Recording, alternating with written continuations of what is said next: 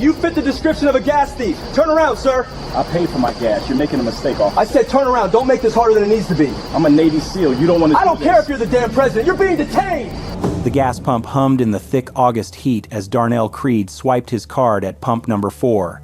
It was 9:47 p.m. on a Tuesday night at the Sunoco station off Highway 9 Inches, Beaumont, South Carolina.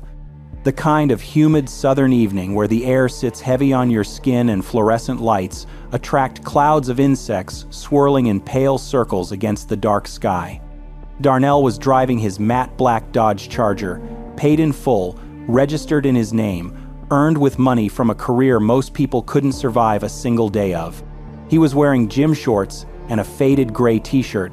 Nothing flashy, nothing suspicious, just a man stopping for gas on his way home. What Officer Troy Engram saw through the convenience store window was something entirely different.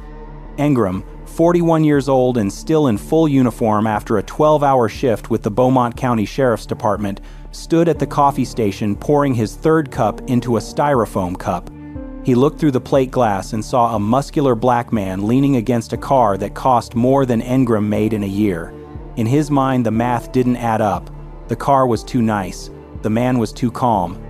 Something felt wrong to him, not because anything was actually wrong, but because Troy Engram had spent 16 years deciding that black men in nice cars were problems waiting to be confirmed. What Engram didn't know was that Darnell Creed was an active-duty Navy SEAL with 4 combat deployments, a Bronze Star with Valor, and a classified service record that would make most people's knees buckle. What he also didn't know was that 8 security cameras were recording every inch of that gas station in crystal clear 4K with full audio. They were about to capture the worst mistake of his life. Engram had been with the Beaumont County Sheriff's Department for 16 years. He joined at 25, rose to patrol sergeant after 9, then was quietly demoted back to patrol after an internal investigation into an incident where a black teenager alleged Engram slammed him against the hood of his cruiser during a traffic stop. The investigation found insufficient evidence, largely because Engram's body camera had conveniently malfunctioned. No wrongdoing appeared in his file. 9 civilian complaints over 16 years, 7 from black residents. Excessive force during routine stops.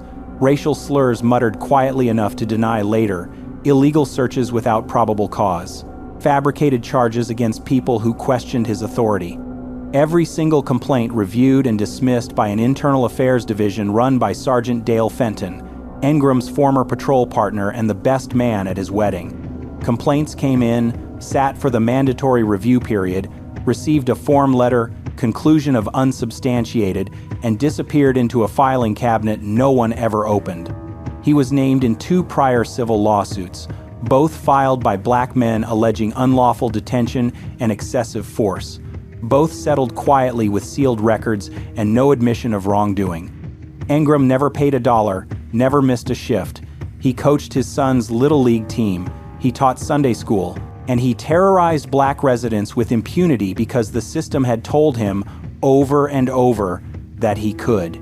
Tonight, he was stopping for coffee after a long shift. Tired, irritable, armed with his department-issued Glock 19, badge still clipped to his belt. The moment he looked through that window and saw Darnell Creed leaning against the Charger, his entire posture changed. His shoulders squared, his jaw tightened. He set down the coffee and walked toward the door. Every step captured on the interior camera, every step carrying him toward the encounter that would destroy everything he thought his badge protected him from. The main exterior camera captured Engram pushing through the store's glass door and walking directly toward Pump 4. His approach was deliberate, aggressive, his right hand already drifting to rest on his hip near the Glock. He stopped 6 feet from Darnell, positioning himself between the car and the pump in a way that blocked any easy exit. The camera above the awning recorded his face, jaw set, eyes hard, a man who had already made his decision before opening his mouth. "This your car?" Darnell looked up from his phone, the pump nozzle still in his left hand, fuel still flowing into the Charger's tank. He registered the uniform, the badge, the posture, and every instinct trained into him across a decade of combat operations activated simultaneously. Assess. Remain calm. Control the encounter." "Yes, sir, it's mine," he said, his voice even and respectful. Engram wasn't satisfied. He asked where Darnell got it. Darnell said he bought it. Engram asked where he worked, how he could afford a car like that, whether the vehicle was stolen. Each question landed heavier than the last, more invasive, more accusatory, each one built on the assumption that a black man standing next to an expensive car owed a stranger in uniform an explanation for his own property. Darnell answered every question with controlled patience, never raising his voice, never making sudden movements, calmly repeating that he was a customer pumping gas, that he'd committed no crime, that he hadn't been told what he was suspected of. He was building a verbal record the same way he'd build a situation report in hostile territory, precise, deliberate, documented. Engram didn't care. He'd already decided Darnell was guilty of something. The cameras captured it all. 2 men at a gas pump, one radiating aggression, one radiating the kind of discipline that keeps you alive in war zones but cannot protect you from a badge and a bias. The gas station wasn't empty, and what happened next would have unfolded very differently if it had been. Frank and Diane Kowalski, a white couple in their early 52nds, were parked at Pump 3 finishing their own fill-up when Engram approached Darnell. Frank had been cleaning his windshield. He stopped mid-wipe when he heard the tone in Engram's voice, that particular edge of authority that crosses into something uglier. Diane, still in the passenger seat, leaned forward to watch through the windshield, her expression shifting from curiosity to alarm. Inside the store, Sophia Reyes, 24, a nursing student on her way home from a 12-hour night shift at Beaumont General, was paying for gas at the register when the confrontation began. She turned toward the window and watched Engram's posture, watched his hand resting near his weapon, watched Darnell's deliberate stillness. She recognized what she was seeing immediately. In the parking lot, sitting in a faded pickup truck eating a sandwich he'd bought from the store 10 minutes earlier, Clyde Abernathy watched in silence. Clyde was 67 years old, a retired postal worker who had lived in Beaumont County his entire life. He didn't own a smartphone. He couldn't record what was happening. But he watched with the quiet intensity of a man who had seen this exact scene play out in 50 different ways across 50 years and knew exactly how it could end. Behind the counter, Hector Nunez, the 22-year-old clerk, glanced at the security monitors, showing all 8 camera feeds simultaneously, and quietly began backing up the footage to a secondary drive. His manager had trained him to do this whenever police interactions happened on the property. One by one, cell phones came out. Sophia started recording through the glass. Frank stepped away from his car and recorded from the adjacent pump. The audience for Engram's performance was growing, and he didn't care. Engram's next words came out as a command, not a request. "Let me see some ID." Darnell didn't argue. He announced every movement before he made it, loud enough for the cameras, loud enough for the witnesses. "I'm reaching into my back pocket for my wallet. My hands are visible. I'm moving slowly." He pulled out his wallet, extracted his South Carolina driver's license, and held it out with his fingers spread wide, the card visible between his thumb and forefinger. Engram snatched it from his hand with unnecessary force, the motion captured on the overhead pump camera in sharp detail. He studied the license for an unreasonable amount of time, turning it over, comparing the photo to Darnell's face, checking the address, looking for something, anything, that would justify what he was doing. He found nothing. The license was valid, the address was local, the photo matched, everything was clean. Instead of returning it and walking away, he escalated. "Put your hands on the vehicle." Darnell's voice remained steady. "What crime am I being detained for, officer?" Engram didn't answer. He repeated the command louder, his voice echoing across the station.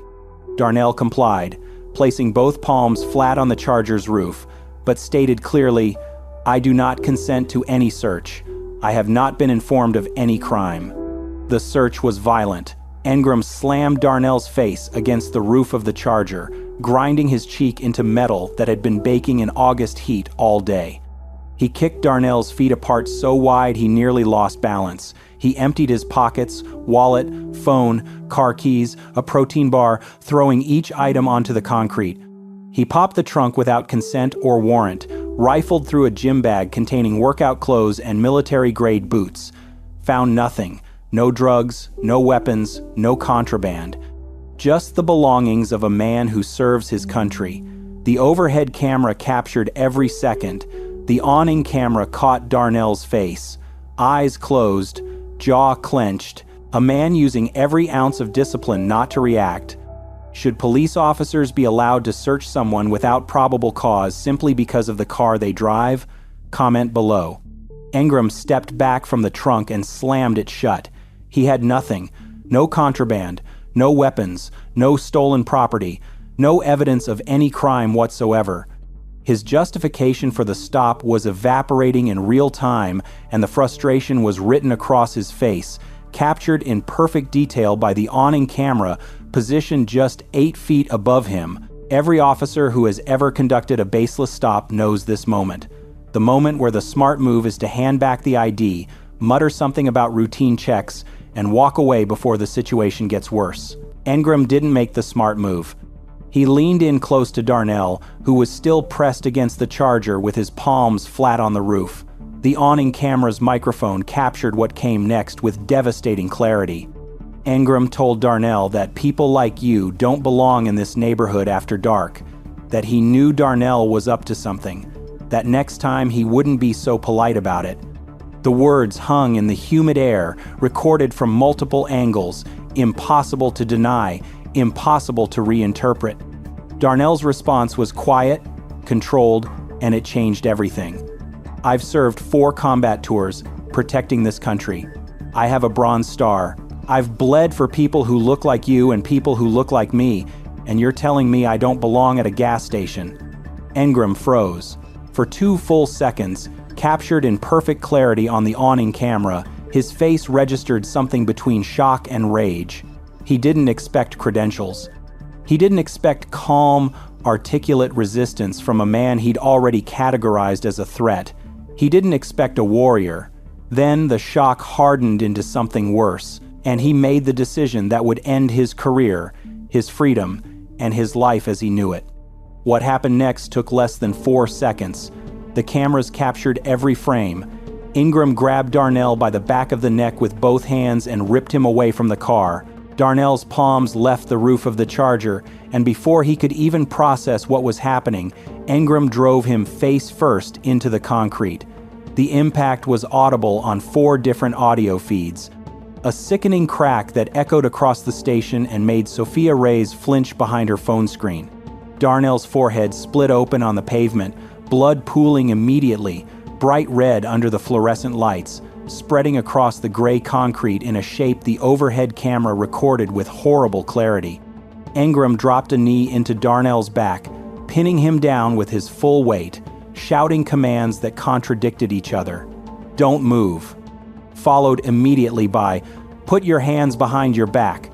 Darnell, bleeding and disoriented, his vision blurring from the impact, tried to comply with the second command. Engram wrenched his arms back with enough force to partially dislocate his left shoulder. The handcuffs went on so tight they bit into skin and would leave scars that Darnell would carry for the rest of his life.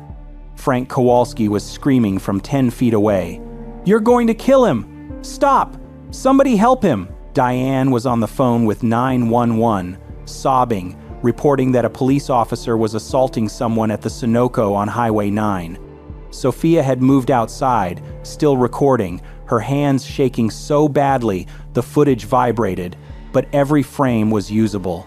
Clyde Abernathy had gotten out of his truck and stood 20 feet away, tears streaming down his weathered face, watching history repeat itself one more time. Inside, Hector had already called his manager and corporate security.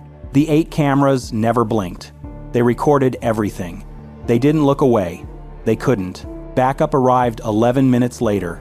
2 on-duty deputies from the Beaumont County Sheriff's Department pulled into the station with lights flashing and found Darnell Creed face down on the concrete in a pool of his own blood, handcuffed, completely still, not resisting. Engram was standing over him, breathing hard, sweat soaking through his uniform, his right hand still resting on his hip near the Glock he had never needed to draw because the man beneath him had never once fought back. Ingram started talking the moment the deputies stepped out of their cruiser. He told them Darnell had reached for his weapon, that he'd resisted lawful commands, that he'd been aggressive and non-compliant during a routine stop. The lies came easily, practiced, delivered with the confidence of a man who had never been contradicted by evidence before. The deputies took his word initially, the blue wall holding firm the way it always had. They loaded Darnell into the back of a cruiser without medical attention, without cleaning the blood still running down his face, without asking him a single question about what had happened. Then Frank Kowalski stepped forward. He walked directly up to the senior deputy and spoke point blank. "Everything that man just told you is a lie. I watched the whole thing from 10 feet away. That man never moved, never resisted, never reached for anything. Your officer beat him for being black at a gas station. And there are 8 cameras and 4 cell phones that prove it." The deputies hesitated. Sophia walked up and offered to show them her recording right there. Diane told them 911 had a recording of her call describing the assault in real time as it happened. And Clyde Abernathy, quietly, with the gravity of a man who had waited decades for someone to listen, said, "I've seen this my whole life. This is the first time there might actually be proof."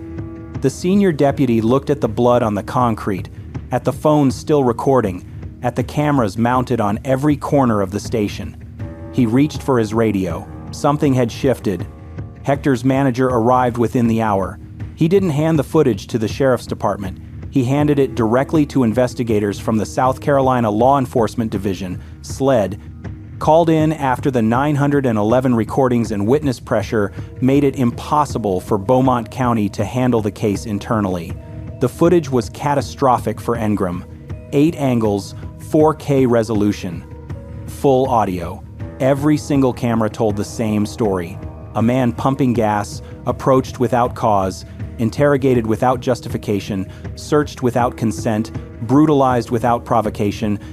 The overhead pump camera showed the neck grab and the slam in sickening detail. Darnell's head bouncing off concrete with an impact that made investigators wince when they watched it for the first time. The awning camera captured "people like you" with studio-quality audio clarity. The interior camera showed Hector watching in real-time horror, already backing up the files to the secondary drive.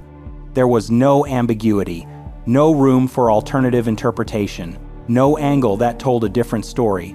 There was only a police officer committing aggravated assault on an innocent man, while 8 cameras recorded his every move. When SLED investigators pulled Darnell's military records, the case became a national story overnight. An active-duty Navy SEAL with 4 combat deployments and a Bronze Star with Valor assaulted at a gas station for the crime of existing while black. Sophia's cell phone footage hit the internet first. 2 million views in 48 hours, then 10 million. Then the numbers stopped mattering because every major news outlet in the country was running the story. The gas station footage followed when SLED released selected clips during a press conference.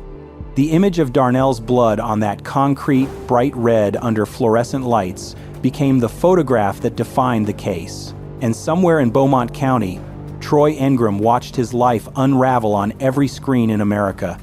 Ingram was arrested 9 days after the assault, charged with aggravated assault under color of law, deprivation of civil rights under 18 U.S.C. Section 242, and filing a false police report.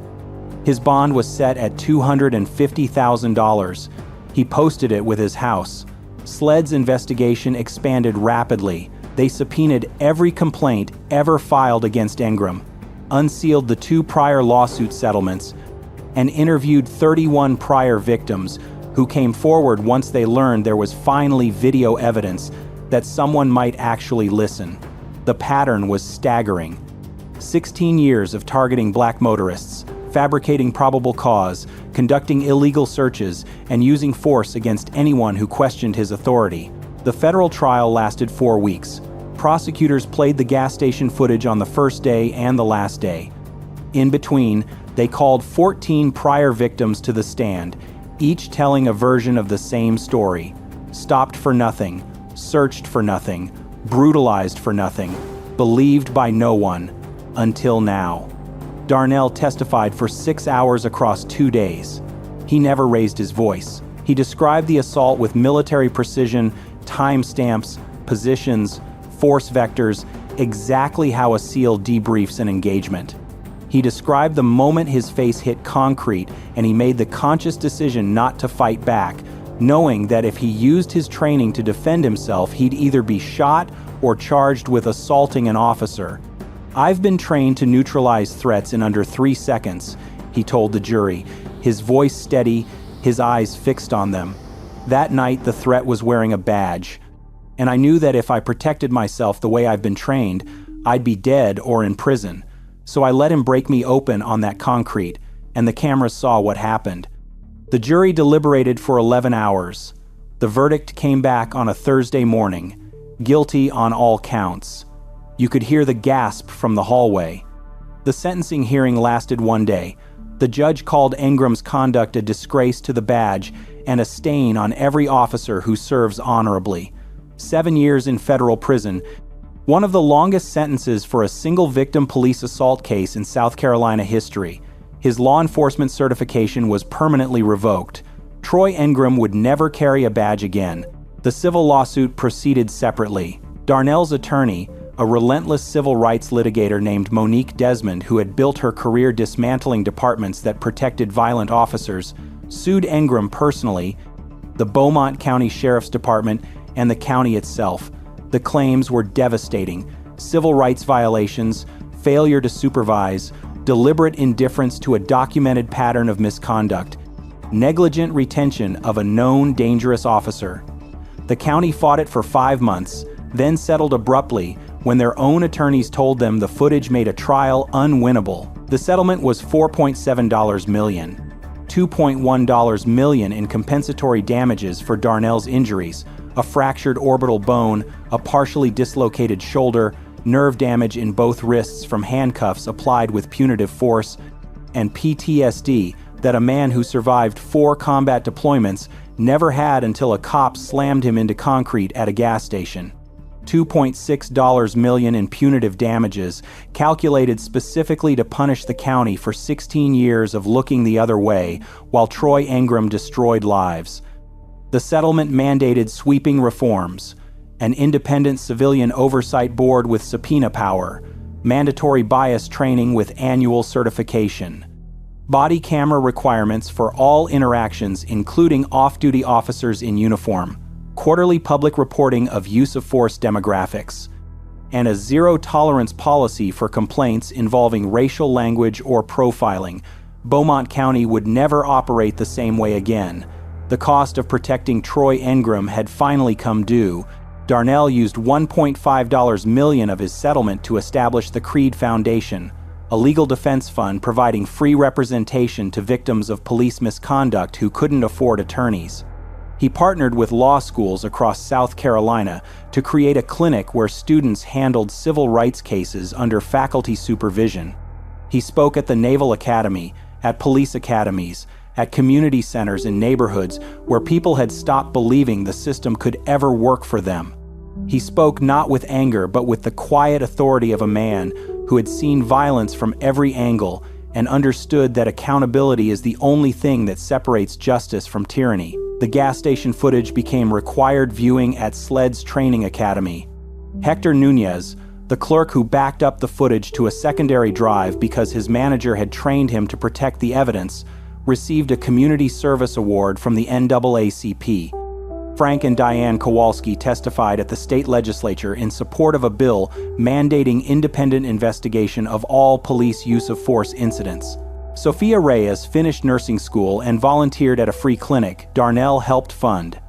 And Clyde Abernathy, the 67-year-old retired postal worker who had watched from his truck with tears on his face, gave one interview to a local paper. "I've been waiting my whole life to see one of these go the right way," he said. "That young man bled on that concrete so the cameras could see the truth, and for the first time somebody listened." Engram sits in federal prison, still insisting he did nothing wrong. The 8 cameras disagree. If you believe that officers who assault innocent people deserve prison time, that security cameras don't lie, and that standing your ground with dignity should never cost you your blood, hit that subscribe button and turn on notifications. Tomorrow we have another story that proves the truth always finds a way to surface, because the cameras were rolling and they saw everything. Now, watching footage like this, it can really stick with you, right? Some of these clips stay in your head, especially late at night when you're trying to fall asleep. And speaking of sleep, if you're someone who lies awake at 2 or 3 a.m., mind racing, unable to shut off, I know how frustrating that is. You're exhausted, but your brain just won't stop. And the worst part? The less you sleep, the worse it gets. Your energy crashes, your mood suffers, everything feels harder than it should. I struggled with this for years. Tried melatonin, white noise, warm milk, nothing worked long term. Then I found something called the 30-Day Uninterrupted Sleep Reset. It's a science-based program, no pills, no medication, that actually retrains your brain to sleep through the night. 7 to 8 hours, uninterrupted. Over 30 days, it rewires your sleep system. And once you're done, you keep the results. There's a maintenance plan so you don't slip back. Look, if you've tried everything and nothing sticks, if this is different, check the link in the description. Seriously, try it, and I'll catch you in the next story.